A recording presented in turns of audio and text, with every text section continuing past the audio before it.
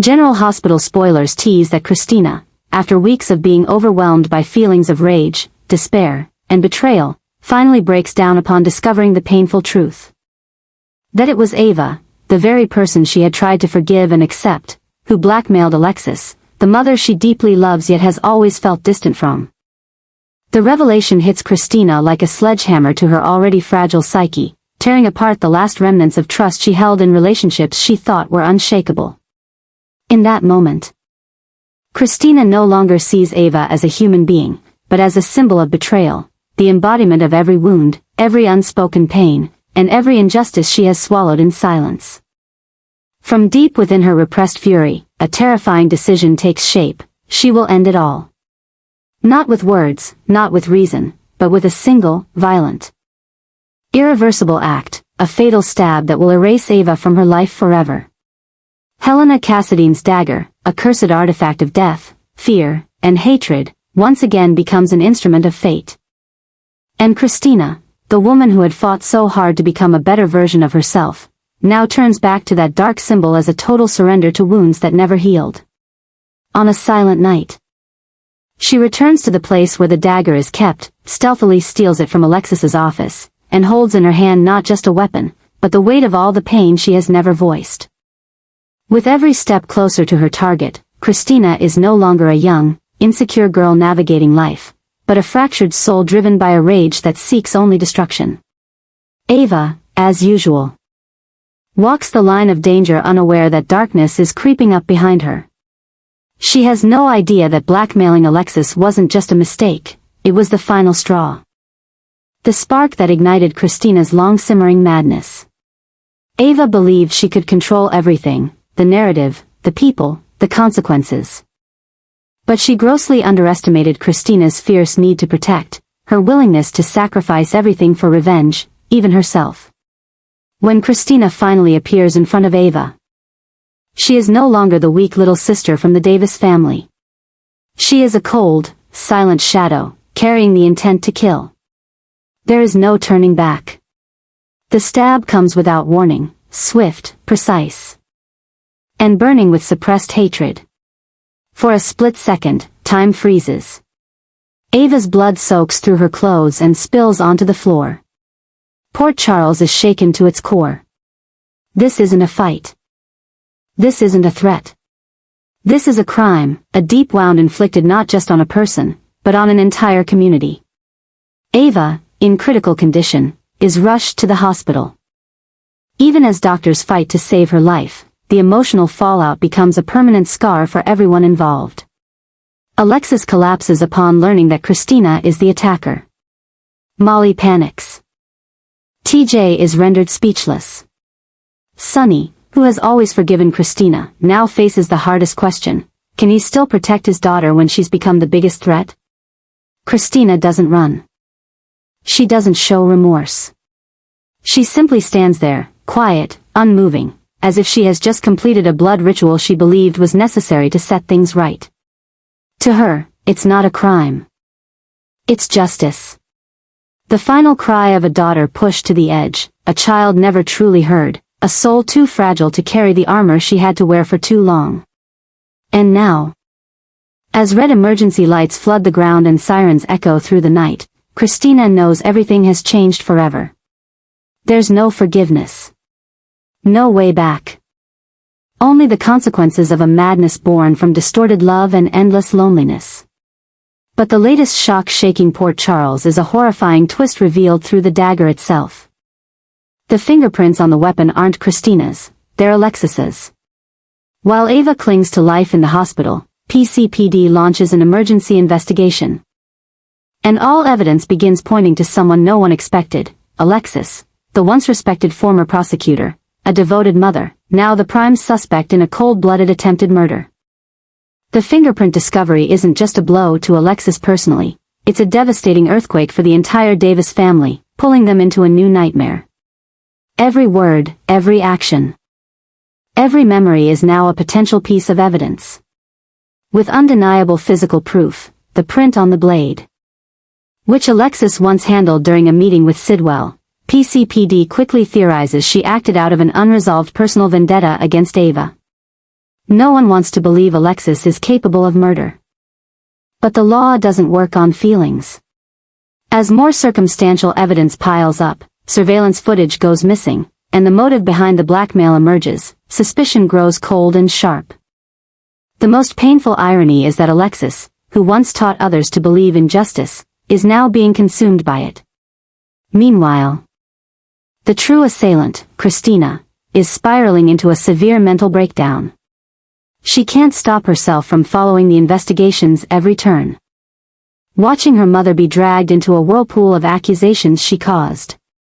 Guilt grips her like a vice, but it also paralyzes her. She wants to scream the truth. To confess, but the fear of losing everything, love, freedom, trust, keeps her silent. Day after day, Christina lives in constant torment. Haunted by the look in Alexis's eyes, a gaze still filled with trust, still trying to protect her, unaware that the daughter she's shielding is the one who placed her in this emotional prison. This is no longer just a criminal case.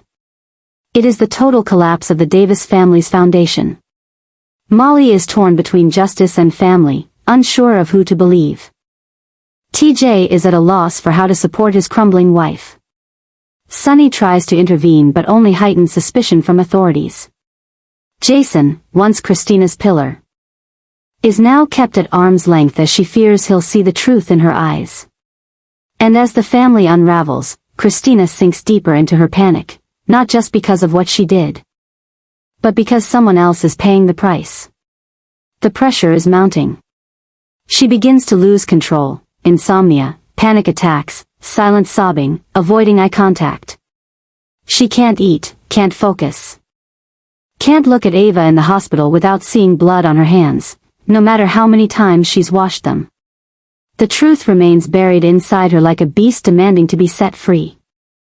But every time she nears that release, she's stopped by Alexis's eyes, trusting, forgiving, unjudging. And it's that very love that breaks Christina faster and deeper. Not because she's hated, but because she's destroying the one who loves her most. In a cruel twist, Alexis's unconditional protection has now become evidence against her. Her vague statements, her silences, her maternal instincts, once signs of love, now used as proof of guilt. The legal net tightens. And no one knows when, or if, Christina will find the courage to speak the truth. Until then, the Davis family remains trapped in an ever-deepening storm, not one created by outside enemies, but by love, loyalty, and the misguided silence of a daughter in free fall within the abyss of her own making. Ava, with her inherently restless nature and refusal to settle for less, once again proves she is a master of seizing opportunity in the midst of chaos. While Port Charles is still reeling from the shock of Christina stabbing her and Alexis being unexpectedly accused due to fingerprints found on the weapon, Ava quickly realizes she now possesses a new kind of power, the kind that comes from being the victim of an attempted murder whose true perpetrator remains unknown. With razor-sharp survival instincts and an insatiable thirst for control, Ava wastes no time calculating her next major gain. Her focus turns toward a promising target, Sonny. Ava knows better than anyone that Sonny is currently vulnerable, trapped between his loyalty to Alexis, his concern for Christina, and the growing cracks in the protective system he once ruled with an iron fist. Sonny cannot afford for Christina to suffer further, and Ava knows exactly how to exploit that weakness. With sugar-coated words laced with poison, Ava begins to suggest to Sonny that she could give damning testimony against Alexis, or stay silent, implying there are still murky details yet to be clarified. It is within this ambiguous gray area that Ava lays her cards on the table. Absolute protection for Christina, on one condition: Sonny must pay. This time, the blackmail isn't just about money or influence. Ava wants more. Perhaps permanent security within Sonny's organization, perhaps his approval in a strategic alliance, or most coveted of all, voice, power, and untouchability in the criminal underworld of Port Charles. As the survivor of an attempted murder, Ava can now twist vulnerability into leverage, and Sonny, weary from emotional turmoil as a father, becomes her easiest target. What Ava is executing is not just a tactic, it's a shift in the game's entire power structure. By moving from victim to holder of crucial information, she disrupts the balance among the major players in Port Charles.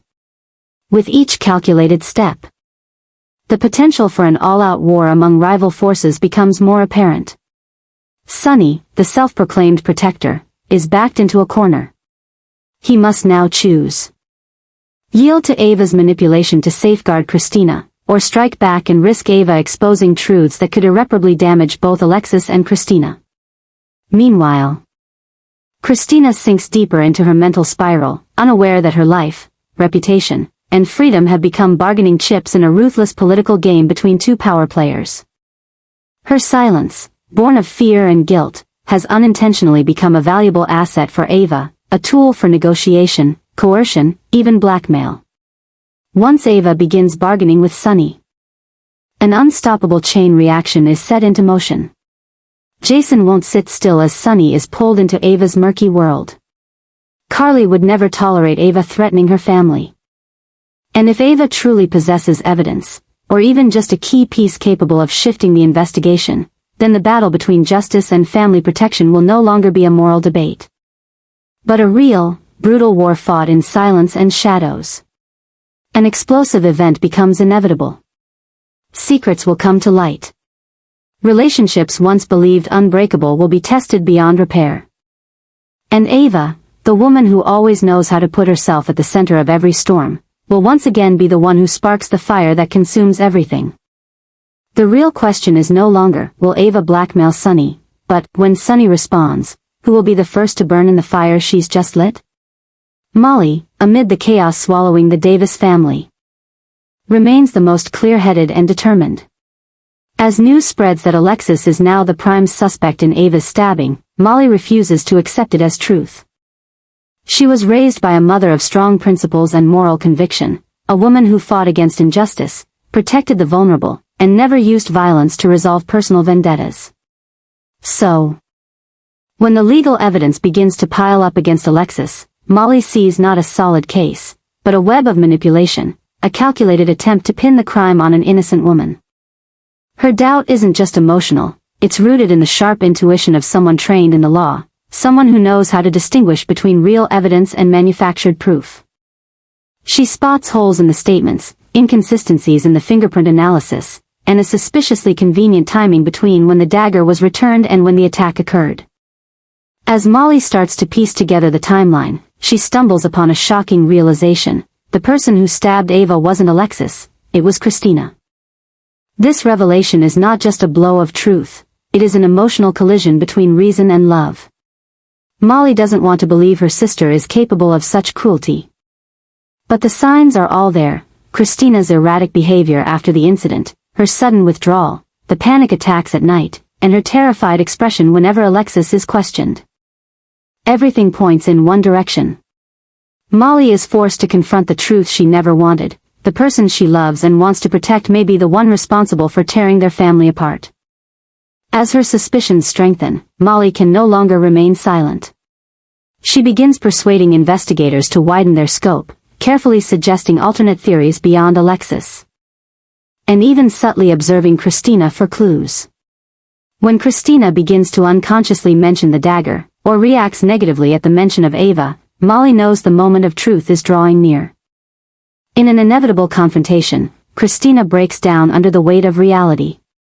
Torn between guilt and fear of abandonment, she confesses, she was the one who stabbed Ava, not out of pure hatred, but from emotional pain, loss of control, and a misguided belief that she was protecting her mother from a threat. Christina's confession is not just an apology, it's a cry for help from a soul long lost in torment and darkness. With that admission, the case enters a new phase. Alexis is cleared. But no one in the family feels relief. Instead, a deeper, heavier grief sets in, the realization that their beloved family member was the one who caused it all. Christina is referred for psychiatric evaluation, and is diagnosed with signs of delusional disorder and emotional dysregulation. After hours of consultation between experts, law enforcement, and the Davis family, a final decision is reached. Christina will be admitted to Ferncliff, a specialized facility for high-risk mental and behavioral patients. Christina's transfer to Ferncliff is no longer just a medical decision, it marks the beginning of an unprecedented chapter of madness for the Davis family. They must now face public judgment. The crushing guilt of having failed to protect and raise her properly, and the unbearable truth that no one stopped Christina's descent in time. And Christina, once a firebrand fighting for justice and truth, now becomes a symbol of a shattered mind, broken by a lack of understanding when she needed it most. Port Charles once again witnesses a tragedy erupt not from outside enemies, but from within, born of misplaced love, silence at the wrong moment, and the crushing pressure of holding together a family thought to be unbreakable. As Ferncliff's doors close behind Christina, one question still hangs in the air. Can she find herself again in that darkness, or will she be lost forever to the storms raging within her soul? The relationship between Molly and Christina has entered an extremely tense phase, no longer just petty arguments over lifestyle or opinions, but a haunting silent war where trust, family bonds, and forgiveness are being tested to their very limits. Since the truth about Christina being the one who stabbed Ava began to surface, all foundations for dialogue between the sisters have collapsed. Molly, once the rational pillar, the one who understood the law and constantly strove to protect her family, now finds herself confronting the devastating reality that her own sister is the root cause of the disaster engulfing their loved ones in darkness. Disappointment, anger, and a sense of betrayal seep into every glance, every word, every small gesture between them. Molly no longer sees Christina as a fragile younger sister in need of protection. Instead, she begins to draw boundaries in behavior, in compassion, in how much she's willing to accept mistakes that are justified only by emotional instability. She cannot comprehend why Christina chose to stay silent, why she allowed Alexis to bear the consequences while she hid from accountability. As for Christina, consumed by guilt and shame, she can no longer bear Molly's cold, judgmental gaze.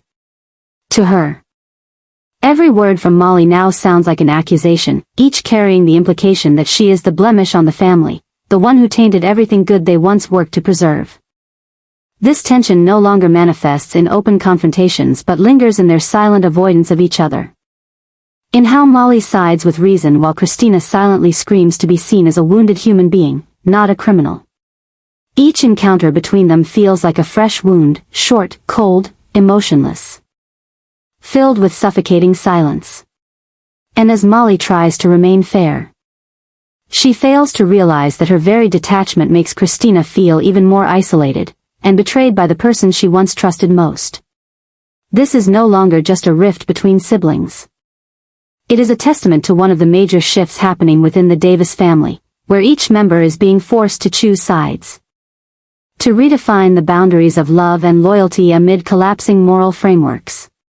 Social pressure, legal obligations, and deeply buried emotional wounds intersect, creating an unspoken power that forces each person to recalibrate their behavior, their emotions, and even their values. Molly, while still the voice of reason, is slowly becoming more rigid, more guarded, as if she no longer believes anyone, even within her family, can be trusted once they cross certain ethical lines. Meanwhile, Christina is slipping into a prolonged emotional crisis. Forced into treatment at Ferncliff following her psychological breakdown, she must now confront the feeling of abandonment while battling painful memories and unresolved guilt. And what hurts her most isn't the long, lonely days at the hospital, but Molly's complete silence. The sister she once adored, once believed would always be her home despite their differences, has now vanished behind a wall of emotional detachment. The distance between them can no longer be measured in miles, but in unnamed psychological wounds, the kind that cannot be quantified or repaired. This is not just a personal emotional crisis, but a deep transformation in the very structure of their personalities. Molly is becoming a colder, more calculated, and judgmental version of herself, someone who always considers consequences and prioritizes logic above all else. Christina, on the other hand, is spiraling through a storm of emotions, caught between regret and the desperate desire to be forgiven. Both are undergoing internal adjustments to survive this new reality, but those adjustments are pushing them further apart, to a place that feels almost beyond reconciliation. The shock of this fracture will not be confined to their relationship alone, it will ripple through the entire Davis family.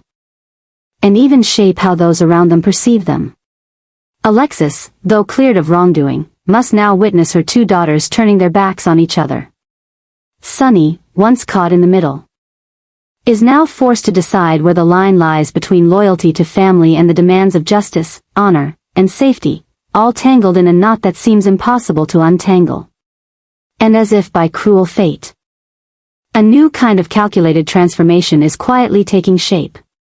The time for pure affection and unconditional forgiveness has passed. Now, each person in this story must learn to live with wounds, with judgment, and with the growing emotional distances created by those they once loved the most. Once again, Port Charles must bear witness to the unraveling of a seemingly unbreakable family, not because of enemies on the outside, but because of the words never spoken between the ones who were supposed to be closest.